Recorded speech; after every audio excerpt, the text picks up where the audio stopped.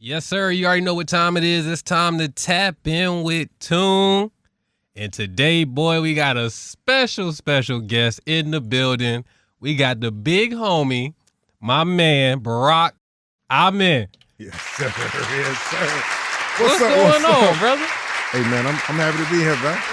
Yes, sir. I'm happy to be here, man. Man, I'm happy to see you. Yeah, man. I'm happy to see you, man. Minute, You look brother. good. Yeah. Appreciate that, King. Man, what's going on? How you been?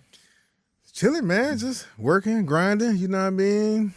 Traveling with the family, man. I seen y'all, man. I see y'all out everywhere. Passport junkies. I like it, bro. I told you goals.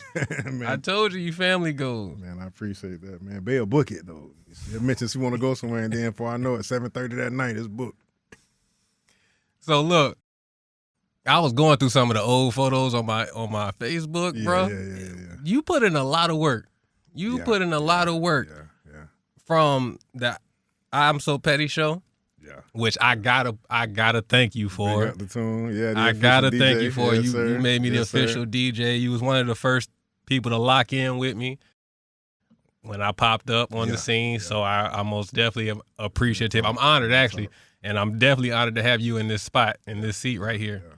So welcome to the Yo. Yes, sir. Likewise, man. Hey, we in here, man. This is nice setup, man. Yeah, something light. Yeah, something light. We trying to do something light.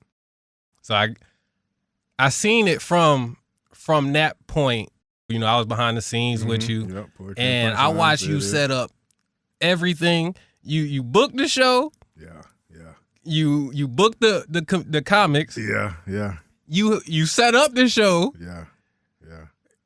Hired all of the vendors. Yeah. And headlined the show. Yeah. Man, How was that? How was that for you? How'd you put all that together? I mean, it really was just a lot of trial and error. I mean, honestly, man, I've been doing this since 2009. And I gotta say, man, it was just a lot of practice, a lot of trial and error. You know what I mean? Matter of fact, shout out to Garnell Wiles, man, from the what was that? Blue Shark, Ybor. Oh, that was a minute ago. Yeah, it was a while ago, man. Yeah, right there on the corner at Ybor, man. Garnell gave us our first chance, man, to do our own show, and it really was just rocking since then. You know what I mean? And it was just learning, you know what I mean, what we had to do to set it up. You know, I always had a eye for talent, you know what I'm saying? And people would just make themselves available and say, B, I see what you're doing. You know, I see the brand. I see, you know what I mean, what you got going on. And I want to be a part of it. You know, I want to help. So it was, you know, just people like yourself, man. Shout out to Poetic Kiss. Shout out to DJ Double O, you know what I mean? Just solid people, man, because it wasn't just me. You know what I'm saying? I can't lie. I can't take all the credit. You know what I'm saying, bro? Y'all had a big hand in what I did. And it was just with having, you know, solid people around me, I was able to do that, you know? Yeah. And like you said, you know what I'm saying, people saw that grind. Like I told you, I listed all the jobs that you had. Yeah. And people saw that grind and they just kind of gravitated towards you. You put a lot of people in position to do some of the things that they doing now. Yeah. You feel me? How that feel? I mean, it's good. It's good. I mean, I've always been blessed to be, you know what I mean, a trendsetter and a trailblazer, you know, so I know along the way, you know, sometimes I got to go through the thick of it to make sure other people have. Well, it was something I learned that in order for me to provide a stage for other people to stand on, I got to continue to stand on the stage that I'm at. So it was just doing what I'm doing that allowed people to come and be a part. And when people go off and live life and come back, you know, we still rocking and, you know, got somewhere for somebody. So it feels good because a lot of people reach back and you know, they'll give me opportunities. You know, not everybody does, you know what I mean? But not everybody had those opportunities. You know? So people show support in their own ways. But it's a great feeling to see people who, you know, who I rock with growing and progressing and doing things. You know what I mean? Bro, like yourself, bro, like what you doing, you know what I mean? This is dope. It's dope. Listen, it's been a journey. It has been a journey. I ain't even gonna hold you. So from that time period, do you have like a fondest memory? Do you have any or a fondest? Yeah, as a matter of fact, yeah. I'm gonna say Stageworks, man. Okay. I'm gonna say Stageworks. I mean, don't get me wrong. I mean, the improv was an amazing milestone. I learned a lot from the improv, though. You know what I'm saying? Yeah, I remember those shows. When I think that's when you first started rocking with us, Poetry and Punchline. I'm at the improv. I would sit back and wonder how they get 350 people in here and they clear them out within 10, 15 minutes and start another show. So it was, you know what I mean? It was the analytic engineer mindset of me reverse engineering they shows to say, okay, what can we extract from this? And then it was, you know what I mean, when we was doing the shows, booking the room, they would cover the improv signs. I'm like, why they doing that? You know? So I learned how important branding was. Right. So as we moved forward, when we got to Stageworks, we was a well-oiled machine. You know what I mean? Yeah. When we was doing the I'm So Petty show. So one of my most memorable shows was Poetry and Punchlines. I don't remember what edition because we had been doing it for years. But it was a sold-out show. We had to put extra seats down. I remember we had to put them extra 25 seats in front of the theater seats. Or maybe it was even 50 seats in front of the theater seats, but we was packed. People their feet was almost touching our toes on the stage. You know what I mean? Yep. Yeah, so it was packed. But that was a good night. I remember you, Double O, Treese, shout out to Sean Treese. Shout out to Adrian, aka Chico. He want to be called Chico. This ain't nothing derogatory, you know what I mean? Nothing derogatory. And man, y'all had them walkie-talkies, you know what I mean? So that's, yeah. Y'all had, I remember when those came into play. Yeah. I was like, oh, this is going to be fire. Yeah. Because now we here. We done did it. Exactly. And just the communication, just the way the show ran, I was able to be the talent. You know what I mean? Yeah, everybody had got booked. Everybody was paid. Everything was running smooth. The merch table was running. The food stations was going. Y'all had the lineup. And I'm so used to getting in and setting everything up, but y'all had already figured out how to set the backdrops up within 5-10 minutes, you know what I mean? So I'm coming out ready to sweat, and y'all was like, B, just go chill, man. You know, go to the back, you know what I'm saying? Yes, Your bottle sir. back there on ice, just chill. I ain't know how to do that, you know what I mean? Yup. So sitting back there, I was like, dang, I really get to be the talent. And I remember I came out, bro, I was in that blue and red suit, chilling, you know what I mean? And it was a dope show. It ran without a hitch. And I felt a sense of accomplishment because I wasn't sweaty when I started the show. It was just, I got to kick it with the talent. I got to talk to the other comedians, the poets, and just enjoy being the talent, man, and see all of that effort and hard work just really pay off to where it wasn't running around actively doing each and every one of those positions that you just said. So I got to say that probably was my most memorable show, man. That's dope, because I'm glad I was a part of that. Yeah, definitely, man. definitely. Yeah. That was fly. Yeah. Now, what would you say was the biggest challenge in all of that, you know, throughout the journey? The biggest challenge, man, I would say was just the mistakes. It was a lot of mistakes made. You know what I'm saying? Some of the biggest challenges, man, was doing them shows, putting in the overhead, you know what I mean? And you have some good nights, you have some bad nights. You know what I mean? And them bad nights where I got to go home and tell my wife, man, you know, I took an L on this one.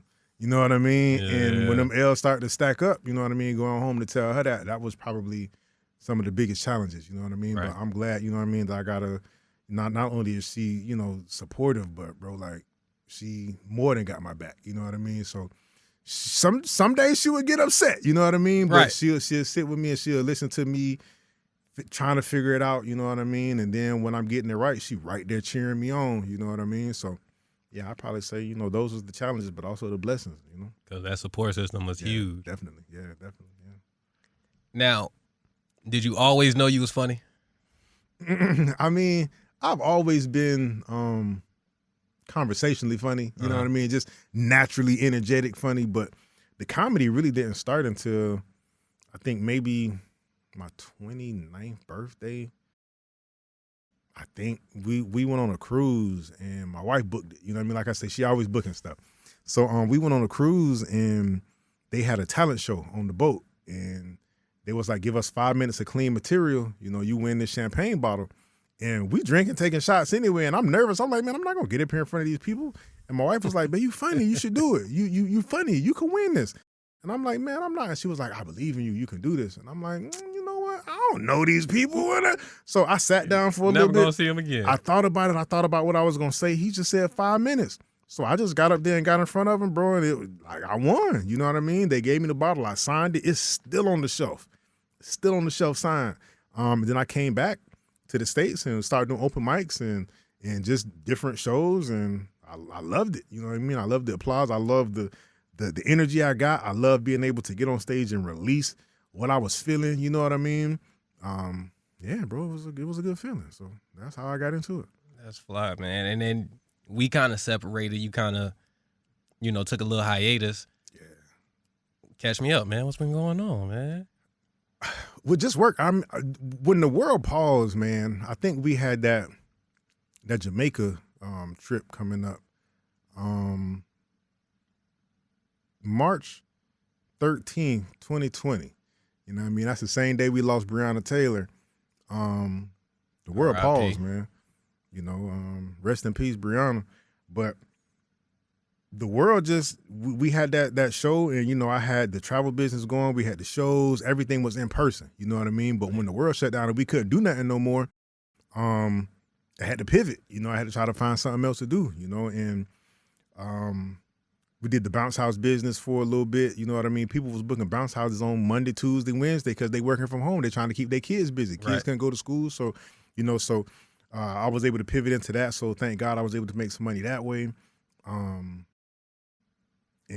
just trying to stay focused. And one of the recruiters saw my resume online, and I got engineering experience, electronics engineering. And I was like, I'm gonna take this opportunity, you know what I mean? So I think me and we was doing a youth camp with Leeds. Shout out to Leeds from St. Pete. We was doing a training with them, and I had my son with me. And I got that call, and it was like, hey, do you have time for a phone interview? I'm like, yeah, I got Junior with me. I gave him some snacks, you know what I mean? So I'm walking around on the phone. He pulling my shirt. I'm knocking his 30, 45 minutes later, man. Like, they was like, when can you start? But I put in work, man. What a lot of people don't know is, I'm a comedian, but I'm also an electronics engineer. So you had that experience before you got that opportunity? Yeah. So I got my first engineering job. Well, I've been in electronics since 2004, but I got my first engineering position in 2009. Mm-hmm. Obama was inaugurated, and my real name was Barak, so sitting in the fishbowl with, senior engineers, white engineers whose idea of self-expression is a syphilis green power tie, you know what I mean? So they come into work and they just Obama jokes, hard R's. You know what I'm saying? In the hard R, hard man. R's, bro. Yeah, and I'm the only black guy in there. So I know if I say something, I'm the angry black guy now. You know what I mean? Immediately. So it was a hostile environment, man. And again, shout out to my wife. She was like, well, if you can't deal with it, you know what I mean? You don't got to subject yourself to that. She was like, you smart. I trust that you gonna make it happen. So that's when I started comedy. But yeah, I had that background. And I paused, you know what I mean, that for a little bit. And when the opportunity presented itself after COVID, luckily I had worked for a lot of the heavy hitters, a lot of the other companies in the area, that I've amassed a really good defense resume, working in defense. Anytime you're in defense, it's always good, it's always good. So just being in that defense era no-brainer. Of course I'm gonna take that opportunity. Why not, right? Yeah. Now we spoke on the phone, and you experienced a loss. Yeah, man. Yeah. So I lost my mom July 10th. Condolences. Yeah. I R.I.P. Mama. That. Yeah, I lost my mom July 10th, 2024. And I raised my mom, and I'm sorry, I took care of my mom. It's hard when you the adult child, you know what I mean? Yeah. So I'm from Fort Lauderdale, so I grew up in a different time, you know what I'm saying? And I would say maybe one of my biggest regrets is I introduced the world to my mom at some of my most difficult times, which was some of her lowest times, you know what I'm saying? Okay. So we all got those stories of growing up in the community, you know what I'm saying? Parents addicted to drugs, you know what I mean? That was a part of my story. But I just regret that that's where I introduced the world to her, you know what I mean? Because she's a beautiful person. There's so much more that she contributed to this world and to me. But that was a part of my overcoming story of where I come from to where I am now. Right. The journey. It's a part of the journey. Definitely. The evolution of Mr. Amen.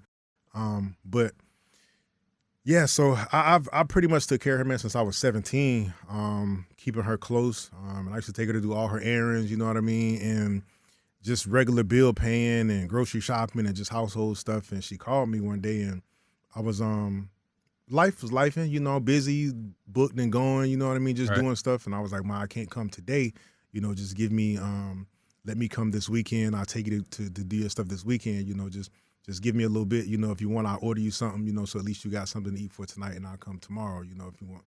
And she was like, all right, I'm gonna just go to church, you know, and then I'll call you tomorrow. So I guess she went to church, and it just like, you know, this weather outside, it started raining on her, you know, and she was, I guess, just trying to cross the road, man, in the rain. And I think, you know, this kid was texting and driving, and, you know, hit her when she was crossing the road, you know what I mean? Oh man, I'm sorry. Yeah, bro, it broke me down because, you know, again, just, you know, losing her was one thing, you know, mourning her, mourning the loss of her is one thing, but going to that hospital and seeing her like that, you know what I mean? And she was in the hospital for 28 days, you know what I mean, after that, you know what I mean? She's a fighter, bro, you know, just the toughest I've ever known. But just seeing her like that for them 28 days, yeah, and being the one that had to make that decision to tell them to pull the plug was tough. Deep. Yeah, it was heavy. So, you know what I mean? And that was her accident happened Thursday, June 13th, and she died July 10th, you know. So I'm just thankful for them 28 days to have with her, to tell her I love her, you know, and tell her I'm thankful for everything that she showed me. Yeah, because a lot of people don't get that, you know what I mean? Because some, you know what I'm saying, some people just, you know, they just pass. So, and I'm thankful for that. I'm thankful she didn't leave us on the side, you know, side of that road. But just remembering all the things that she taught me, you know, is what's got me back into wanting to do what I know made her proud. Because our last conversation that day, you know, she was a little heated about something. So I'm glad we had the conversation we had, but she was heated about something. She told me, she was like, son, I could die today, so I need you to listen to me. Right. Normally I would, you know, I would tell her like, Ma, that ain't fair, you know, you saying that. But I was like, okay, all right, Ma, I'll listen, you know. And we talked, and I told her I'm thankful that she listened to me, and I told her I'm glad that I got a chance to listen to her. So my last true conversation with her was a good one, you know.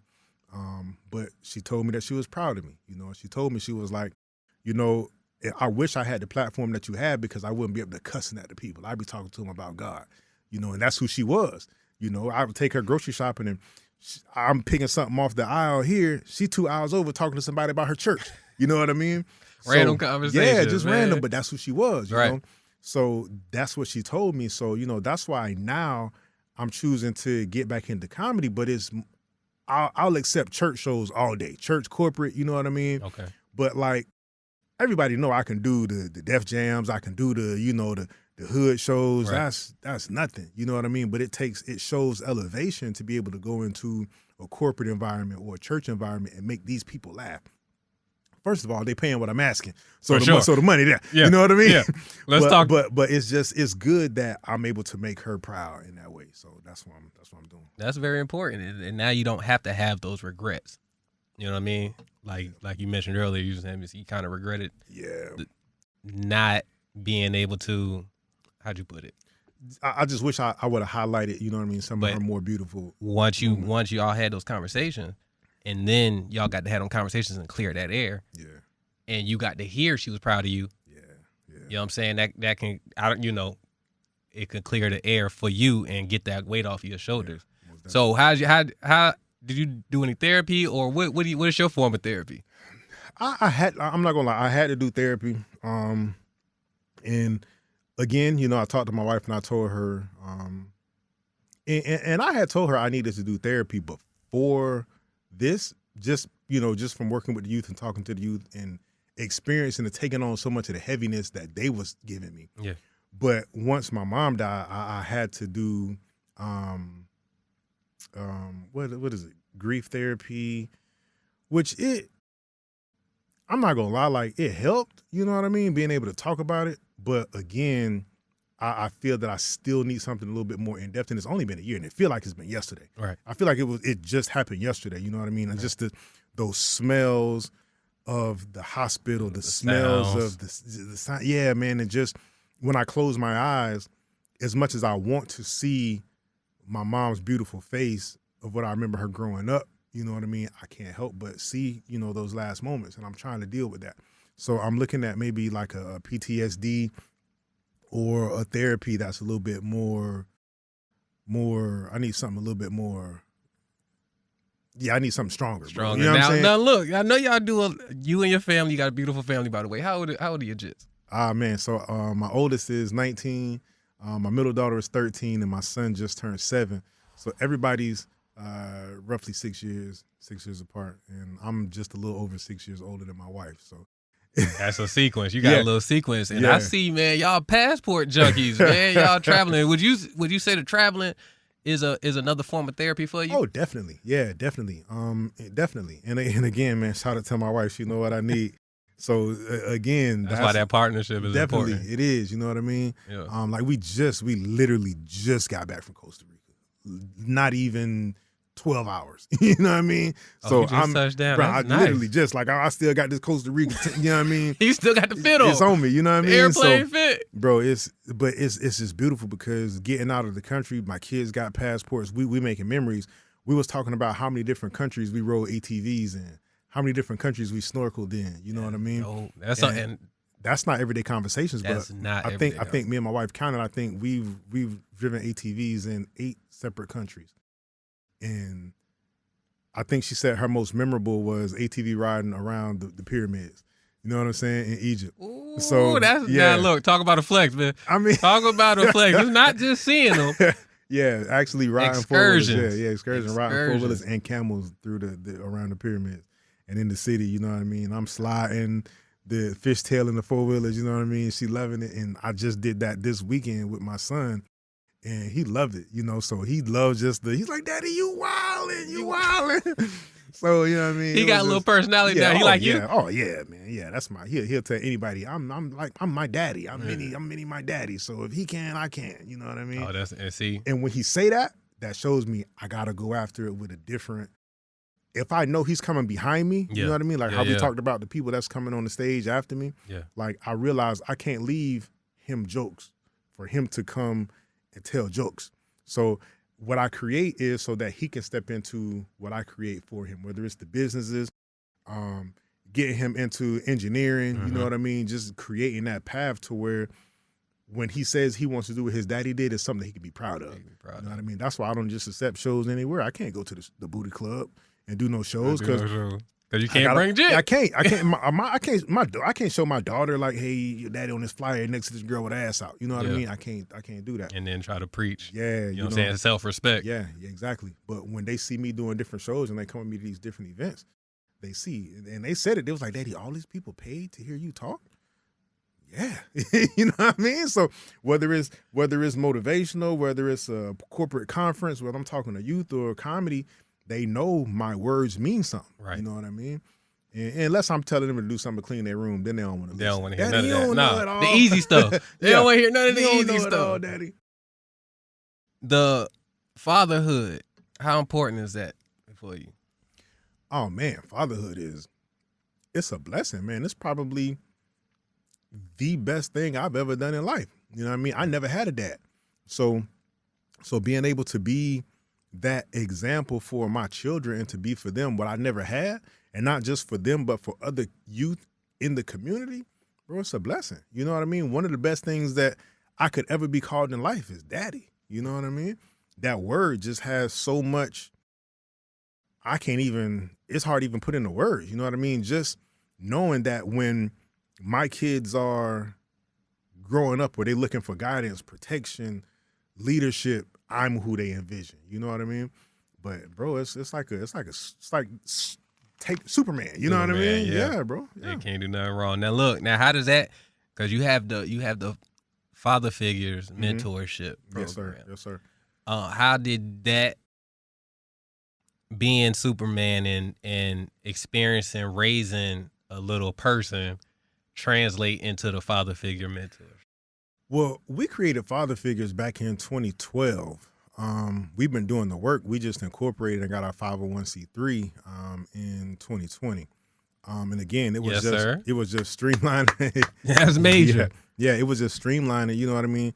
And again, just sitting, and my wife is like, okay, well, what can you do while you down? Because again, that was one of the most darkest times of my life. I wasn't making money, I wasn't moving, and I'm used to doing something. And she saw shifted me in my energy, and she was like, well, what can you do while you down? What can you do to work while you wait? And she was like, all right. So we sat down, and it was, okay, well, let's do something with the mentorship. You know what I mean? Let's streamline that. So we did the 501c3, but it started because I never had a father growing up. I had to extract different parts of different men in the community. Yeah. You know what I mean? So I like the way Mr. Cooper that lived upstairs was a father to his family. They did certain stuff. I like the way my Uncle Ray raised my cousin. You know what I mean? I like the way my Uncle Greg had work ethic. You know what I mean? I like the way I like the way my Uncle Gary was a girl dad. You know what I mean? And just how he moved. So we need a lot more of them. Yeah, man. We need a lot more of them. Uncle Gary. Shout out Uncle Gary, man. So I extracted different parts of them and different men in the community, and not all of it was good, you know what I mean? But I saw different ways that different men were, so I know that there's more youth out there that need me like I needed a me when I was coming up. So I recruited a group of men around me, you know what I mean? And double salute to you for coming on board with us, you know what I mean? Yes, sir, and I had a great time that. Definitely. And just showing the youth is different, is what it is to be a man. Because right now everybody talks about toxic masculinity and they want to shame you for being a man. But when you call the police or a fireman or somebody breaking into your house, you're not expecting nobody weak, shy, or timid. You looking for G.I. Joe to come in there. You know what I mean? It better be, because you got to carry all of us out of here. Exactly.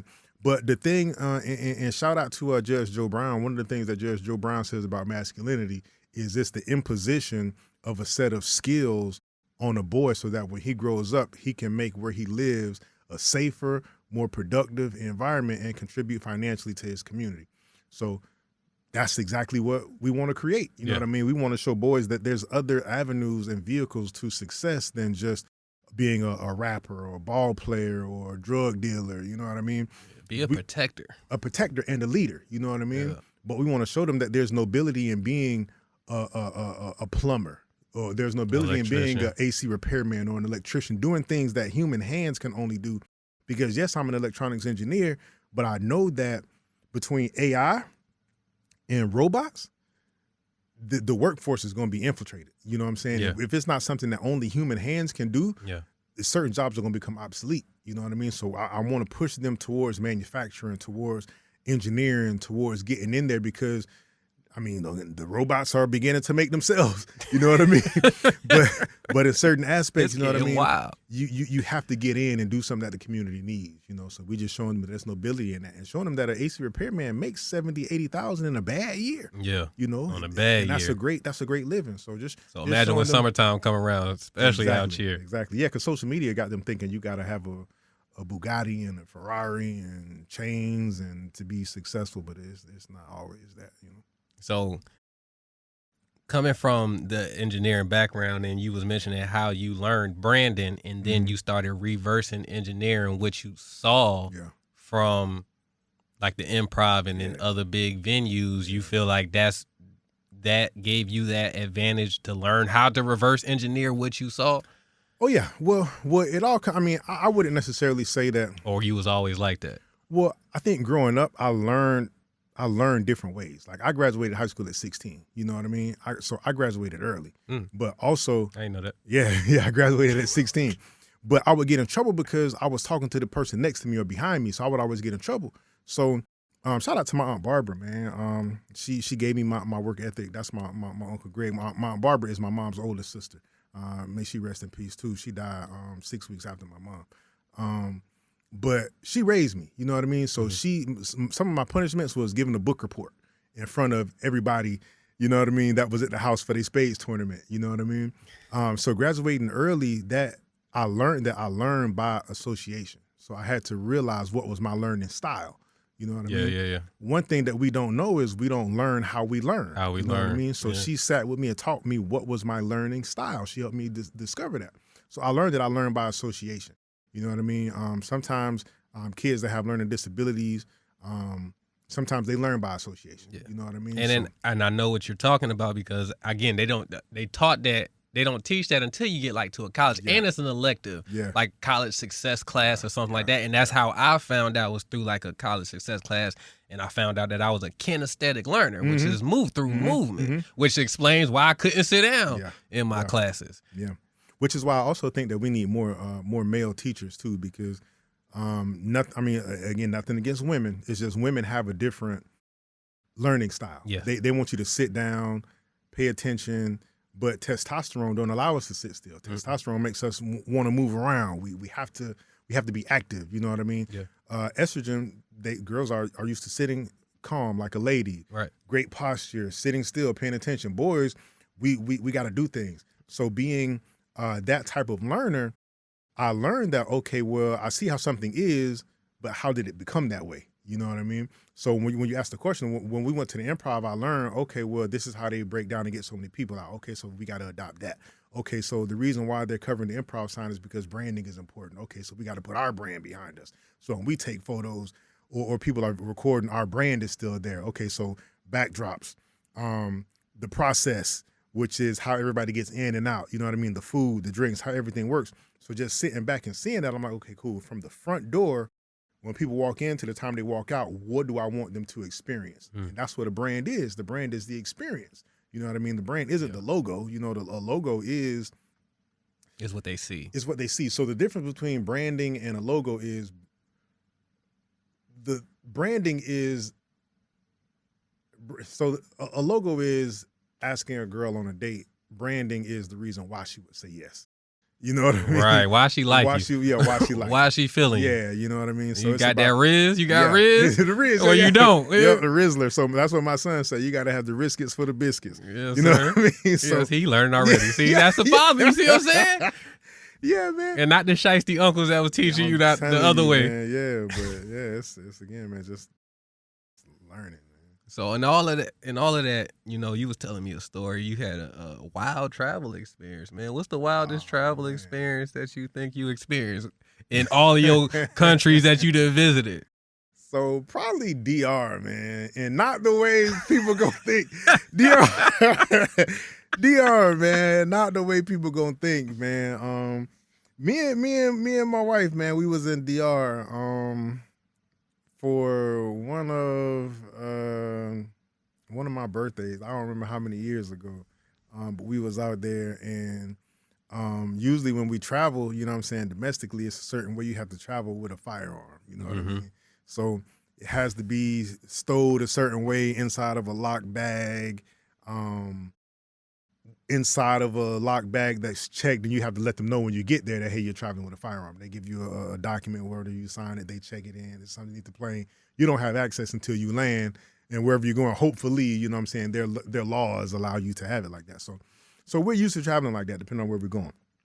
So we went to DR, and we forgot to declare it at the airport because we living life, you know what I'm saying? We get to the the most lethal joint, man. You forgot to tell them. So we there, and we on the island for like a week, you know what I mean? And I don't know how when we got there, we ended up, they diverted us around, whatever, safety or whatever. So we just doing what they told us to do, you know? So we on the island for a week. We come back, we get ready to, we checked our bag in. They got the bags underneath the plane. We don't got nothing. We don't got no carry-on or nothing. So we sitting ready to get on the plane. They calling to get different gates. It's 6 people ahead of us. You know what I mean? Get ready to go. Bro, dude come out a wall. They even a door. He just come out the side of the wall, and he was like, excuse me, sir. I don't know how he knew it was us. You know what I mean? It ain't like I had a name tag and nothing. Excuse me, sir. There's something in your bag. Security can't quite see. We just need you to come verify it, and we'll get you back on your flight. I'm telling my wife, oh, babe, this is it. She was like, no, he said we can come back. I'm like, babe, come on, man. You know what I mean? And we from 2 different sides of the track. You know what I mean? So Buddy might as well just tap the hood and was like, hang tight. You know what I mean? So I'm telling him, like, oh, this is it. So, man, they detained us at the airport, bro. 2 days. You know what I mean? 2 days. We missed 2 whole days? 2 days, bro. I don't know how many flights we missed, but 2 days we was there. You know what I mean? And they jail is not a jail. You know what I'm saying? It's a school bus with chicken wire on the windows, no AC, bro. It's wild. They trying to what do you call it? They trying to break you before you it's before they get to it's you. Crazy. And my wife's so American. She was, she a Haitian, but she's so Americanized. So she full of fire, you know what I mean? She upset. They doing this wrong. What? She upset. She going off. I'm like, babe, you gotta act scared, babe. You too tough. They gonna keep us. She was like, I'm going home. I'm like, ain't no going home. They got our passports. What you mean? So she going in. I'm like, babe, she mad at me because I'm asleep. Like first 48, I'm balled up, knocked out. You know what I mean? But I already know what's up. Bro, I know we ain't going nowhere for a while. You know what I mean? And she going off. You better not let them touch me. I'm like, man, yeah, it's crazy. But yeah, that was it. DR, bro. Yeah, they detained us for 2 days. Yeah. Yeah, man. Oh, and the police tried to rob us in DR too. So not at the airport. We was in an Uber going to get food. You know what I mean? In an Uber? In an Uber, you know what I mean? In DR. So we on some, I don't know the roads and nothing like that. We just at the mercy of the Uber, you know what I mean? Oh, at first we had to switch B&Bs like twice. So we got a B&B. The first one was in a sketchy neighborhood. The pictures online look amazing. You know what I mean? Yeah, that's how they do you. Yeah, but when we pulled up, I was like, baby, this ain't safe. And she was like, no, it's gated in. We should be good. I'm like, what the fuck? So I'm like, all right. So we going there, we chilling. And just the way it was set up, like, I didn't like that it was a room that was locked. We couldn't see who was in there. It looked like it was a light on. We didn't know it. And I'm like, nah, this ain't gonna work. So we left that one and we booked a different one in a better neighborhood, different side of town. But we went to go get food, man, and the Uber was just driving, and looked like two military police on the side of the road, stepped in front of the Uber, and they have different ways that they try to extort money from people. And he was talking to the Uber, and as the two police talking to the Uber and then talking to each other, he telling me like what's going on. He was like, they trying to get money out of us. So he was like, if you just, they're gonna ask you questions. Don't say the wrong thing. I'm like, bro, what you mean it's the wrong thing? And so the police asked him, who you talking to? He was like, oh, it's American. I'm just taking him to get food. And they was like, oh, he's American? Uh-oh. American? Uh-oh. So he wanted to come around the car. I just heard dude say, hold on. He managed to get, he pulled it off. I'm like, oh, man. He was like, yeah, you bro. got the federales on you, man, in DR? Yeah, man. So, yeah, he was like, yeah, they extort people. And he was like, sometimes they kidnap people and they try to hold you for money. I'm like, yo. You know, and I got Bay with me, so you know, we in a different country, bro. I told this could have went wrong. It could have went all the way left. All the way wrong, man. You know what I mean? So thankfully we came out of that, but then they detained us at the airport. So it was like, yeah, and that was in Santo Domingo. You know what I mean? Yeah. So I would go back to Punta Cana, all-inclusive resort only. Got to. You got to be locked in, man. You got to be locked in, man. That was my next question I was going to ask you. Out of all of the places you've been to, what's one or two that you want to go back to? You want to for sure go back to? Oh, definitely Dubai. Definitely Dubai. Dubai was the move. Yeah, we stayed at the Five Palm, bro. And that is the lit party spot. All the rappers and movie stars, everybody stayed there. It's a party 24 hours. Like our room was right above the pool. The pool is right on the water. They have that big wheel, bro. It's like, yeah, Dubai was dope. So they weren't tripping that bad, because I know that lady got booked out there, man. She was bugging. Oh, no, she went out there crazy. Oh, okay. She was bugging. Yeah. Oh, you heard about bugging. that? Yeah, bro, yeah. But she was like, you got to know where you're going. Yeah, you got to respect your land. Yeah, you got to respect where you're going. So you can't curse. You can't no PDA. But so certain parts of Dubai, you know what I'm saying, like Abu Dhabi, no PDA. You know, it's a little lenient. You know what I mean? The king want to make things a little bit more welcoming to people from around the world. Yeah. But you still have to be respectful of their culture. Right. You know what I mean? So on the Palm, they got clubs and they do have alcohol because he said he wants the visitors to feel at home. But yeah, we have fun in Dubai, bro. I would definitely go back to Dubai. So yeah. Well, I get you out of here. I got a question. Who's on your comedy Mount Rushmore? Comedy Mount Rushmore. Comedy Mount Rushmore. I like Ali Sadiq's storytelling. I think Ali Sadiq is definitely up there. And you know, everybody's gonna say Cat Williams, Kevin Hart. You know what I mean? I think they all got their lanes. You know what I mean? But what's on yours? I think rest in peace to Baby Kids, Robin Harris. Definitely he's a OG. That was hilarious, boy. Who else? Ali Sadiq, Robin Harris. Two more. Shoot, I'm trying to think like who really like dumb funny that I like they hustle. I mean, don't get me wrong, Kevin Hart is a businessman. I mean, I guess I would throw Kevin up there. I mean, I would have to, okay, so I'm going to add Kevin and Cat Williams. I mean, they, you know what I'm saying, don't get me wrong, Mike Epps and all of them is funny too, but, you know, those guys, they really learned, they've enterprised around the comedy, you know what I mean? Comedy is a business for them, you know what I mean? It's more than just getting on stage telling jokes, you know what I mean? So getting on stage telling jokes allowed you to become famous so people know you, but Cat Williams and Kevin Hart really created wealth and open doors for more people behind them. You know what I'm saying? When you see Kevin Hart, you see the Plastic Cup Boys. You know what I'm saying? When you see Cat Williams, you got Red Grant and Lou Nell, you know what I'm saying? So he creating, you know, avenues for them. And even when you go see him now, his openers, and he got like six or seven openers for his show. And they all dope. All fire, yeah. I mean, but, you know, them, because I understand that the business around, you know, the entertainment, you know what I mean? Business and brand around the entertainment. So I would probably say those mine, you know what I mean? Do you be listening to music? No, not that much. Not really. Yeah, you just kind of. I mean, I like to. I'm more on podcasts. I'm big on what's going on in Africa right now. You know what I mean? For sure. So most definitely on that. Ibrahim Traore. You know what I'm saying? Le Capitan. You know what I'm saying? What he doing over in Burkina Faso is really big. So I'm on that. You know what I mean? I'm on anything that's business-based podcasts. I was on that Earn Your Leisure and all of them podcasts. Music, I think, is kind of like TV. It's just entertainment. Idle. Yeah, it's idle time. Gotcha. You know what I mean? Yeah. So if I'm in the car, I probably still don't really listen to music much. When I'm with the kids, I put some music on. You know what I mean? But yes, sir. They pretty much swinging the aux cord. So look, man, I'm gonna get you up out of here because I know you just touched down. Yeah, man. You ain't touched down. Yeah, and I know white people. But I most definitely appreciate you pulling up on me. Bro, I appreciate you inviting me. Real talk, I appreciate you. Gotta get you back in there. Oh, definitely. And for sure, I want to give you your flowers, boy, because I'm most definitely proud of you. I done seen the journey. I told you, I was there for part of the beginning, and then I seen the whole hustle. From then until now, and you still going. So I'm most definitely proud of you. I appreciate that, King. Most definitely proud of you. Yes, sir. So appreciate Barak for coming through to Tap In with Tune, man. We about to get you up out of here. I'm going to holler at you next time. Shout out my boy, Barak. You are now tapped in with DJ Tuney D.